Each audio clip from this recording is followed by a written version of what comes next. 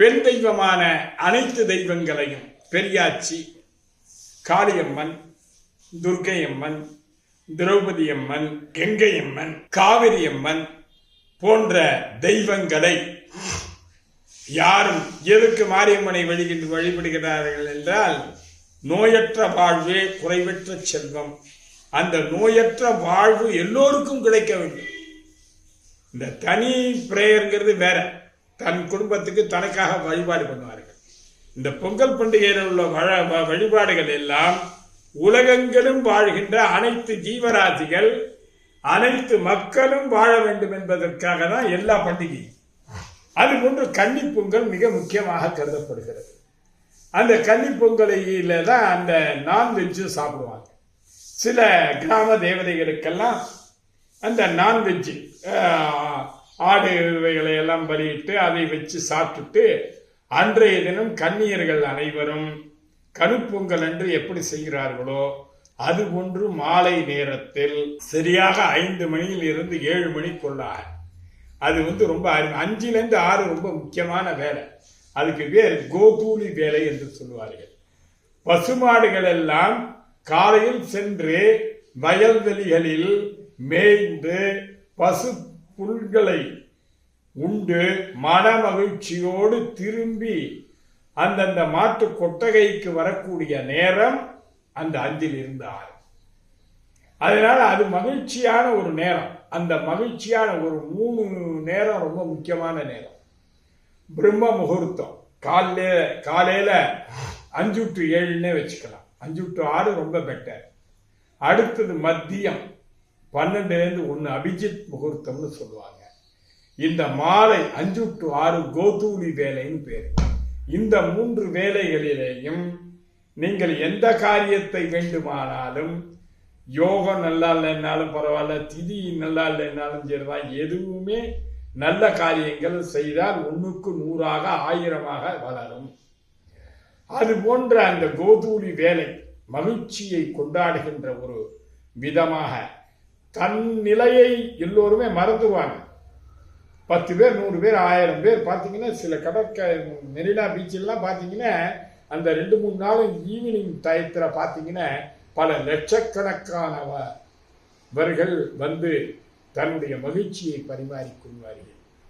அதுபோன்று கோலாட்டம், கும்மி, கிராமிய நடனங்கள், கிராமிய சம்பிரதாயமான தம்பட்டை, அதுபோன்று எல்லாவற்றையும் வைத்துக்கொண்டு அவர்கள் தப்பு அடித்தல், மேளம் அடித்தல், இப்படி அனைத்து சங்கீத சம்பந்தப்பட்ட உபகரணமான வாத்தியங்கள் இவைகளெல்லாம் வைத்துக்கொண்டு எந்த கவலைகளும் இன்றி மன மகிழ்ச்சியோடு அதோடு ஆனந்தத்தோடு எல்லோரும் கூத்தாடி அந்த கன்னி பொங்கலை கொண்டாடுவார்கள். என்னவென்றால், இல்லத்தில் இருக்கின்ற தாய்மார்களும் கன்னி குழந்தைகளும் எப்பொழுதும் மனமகிழ்ச்சியாக இருக்கணும். அவர்களை சந்தோஷப்படுத்தி கொண்டே இருக்க வேண்டும். ஏனென்றால் அடுத்த ஜெனரேஷன் அவங்களால தான் வருது. அதனாலதான் அவர்கள் தாய் கருணை உள்ளம் கொண்டவர்கள்.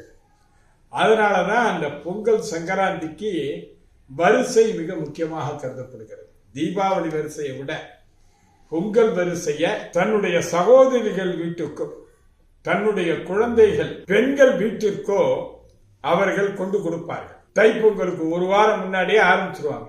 அதையும் நாள் பார்ப்பாங்க. 7 நாள் முன்னாடி, 5 நாள் முன்னாடி, 5வது நாள் பொங்கலா இருக்கணும், அல்லது 3வது நாளா இருக்கணும், 9வது நாளா இருக்கணும், அது ஒத்தப்படையில இருக்கணும்.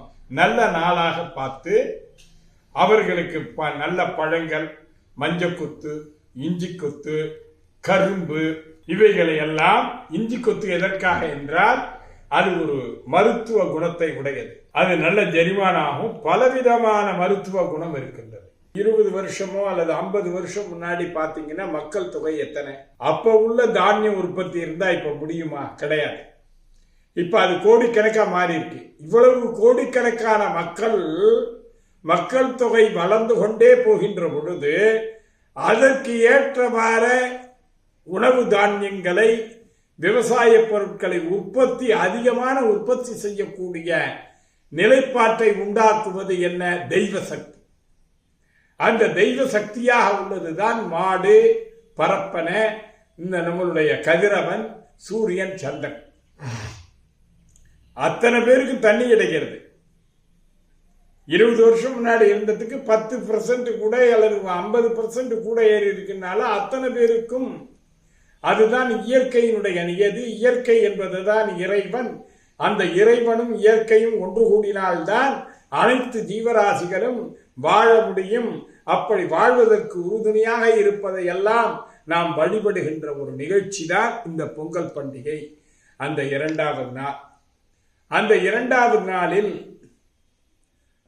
மாலை நேரங்களில் ஆற்றங்கரை, கடற்கரை போன்ற இடங்களெல்லாம் திருமணமாகாத கன்னி குழந்தைகள் மற்றும் திருமணமான சுமங்கலிகள் என்று எல்லோரும் அந்த சாப்பாடை எடுத்து வந்து அந்த நீர்நிலை நன்றாக இருக்க வேண்டும் என்பதற்காக தான் அந்த நீர்நிலையில் தன்னுடைய மகிழ்ச்சியை கொண்டாடுவது.